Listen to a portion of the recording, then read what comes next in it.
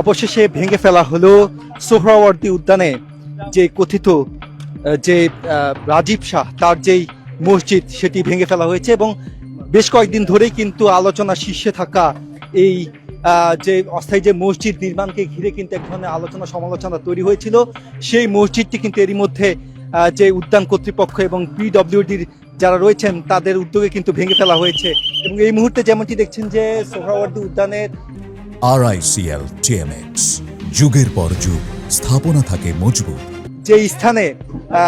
এই রাজীব শাহ এই মসজিদ নির্মাণ করেছিলেন সেই মসজিদে থাকা যে মালামালগুলো রয়েছে সেগুলো অন্যত্র স্থানান্তর করা হচ্ছে এবং উদ্যানের ভেতরে থাকা যে মসজিদটি ছিল, যে মসজিদটি রয়েছে, সরকারি যে মসজিদটি রয়েছে সেখানে কিন্তু সেই মালামালগুলো নিয়ে যাওয়া হচ্ছে। যে কোরআন শরীফ এবং অন্যান্য যারা রয়েছে সেগুলো কিন্তু এরই মধ্যে শাহবাগ থানায় নিয়ে যাওয়া হচ্ছে এবং পরবর্তীতে সোহরাওয়ার্দী উদ্যানের যেই মসজিদ নির্মাণ করা হয়েছিল সেই মসজিদে নিয়ে যাওয়া হবে এবং এরই মধ্যে কিন্তু রাজীব শাহের সেই ভাইরাল যেই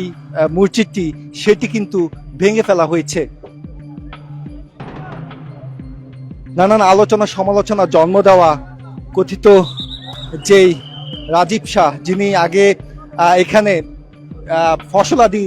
উৎপাদন করে কিন্তু তিনি এক ধরনের আলোচনায় আসেন, পরবর্তীতে তিনি সেটিকে পুঁজি করে এবং ধর্মকে পুঁজি করে কিন্তু এখানে একটি মসজিদ নির্মাণ করেন। সেই মসজিদ নির্মাণকে কেন্দ্র করে কিন্তু আমরা বেশ কয়েকদিন যাবত দেখেছি যে সামাজিক যোগাযোগ মাধ্যম সহ বিভিন্ন মাধ্যমে কিন্তু এক ধরনের আলোচনা সমালোচনার জন্ম দিয়েছিল, কিন্তু সবশেষ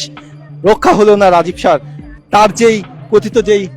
মসজিদের স্থানটি সেটি কিন্তু এর মধ্যে গুড়িয়ে দেওয়া হয়েছে এবং পিডব্লিউডি এবং যেই যারা এখানে উদ্যান কর্তৃপক্ষ রয়েছেন তারা কিন্তু তার যেই যে বসবাস